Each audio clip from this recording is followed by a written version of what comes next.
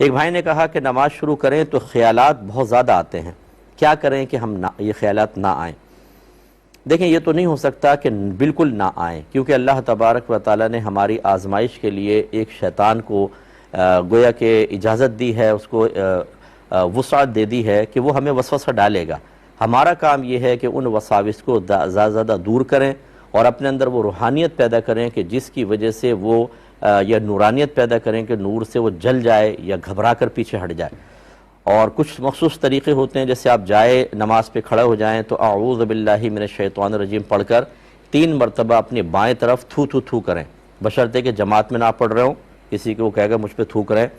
تو ویسی، اور تھوکنا نہیں ہے، تھو تھو تھو بس کرنا ہے، جیسے شیطان کے منہ پہ تھوک رہا ہوں، اس کی برکت سے شیطان دور ہوتا ہے۔ اس کے علاوہ جو کچھ آپ نماز میں پڑھتے ہیں، الحمد شریف، سورت، ثنا، التحیات، دعائے قنوت، اس کا مطلب، اس کے علاوہ تکبیرات انتقالات وغیرہ، یہ سب کے سب جو ہیں ان کے تراجم آپ سیکھ لیجئے، اور جب آپ پڑھیں تو ترجمہ ذہن میں لائیں۔ جیسے امام صاحب پڑھ رہے ہیں، مخصوص صورتیں الحمد پڑھتے ہیں تو ان کا ترجمہ سیکھ لیں، امام صاحب جب وہ پڑھ رہے ہوں تو اس کا ترجمہ ذہن میں دہراتے رہیں۔ تیسری چیز یہ ہے کہ جہاں پر آپ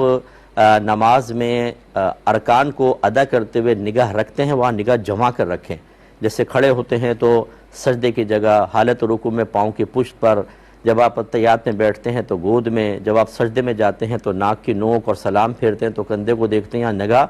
جما کر رکھیے، ہٹائیے نہیں،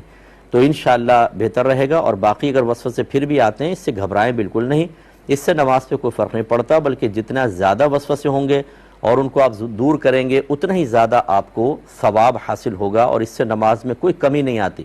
بعض لوگ سمجھتے ہیں، کہتے ہیں جی بالکل خشوع و خضوع نہیں ہے تو کیا فائدہ سے نماز کا؟ نہ بہت فائدہ ہے، اس میں زیادہ ثواب ہے۔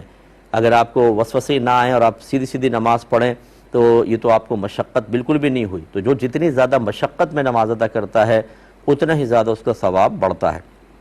تو یہ چند چیزیں اس کا خیال کریں، انشاءاللہ اللہ تعالیٰ کرم فرمائے گا۔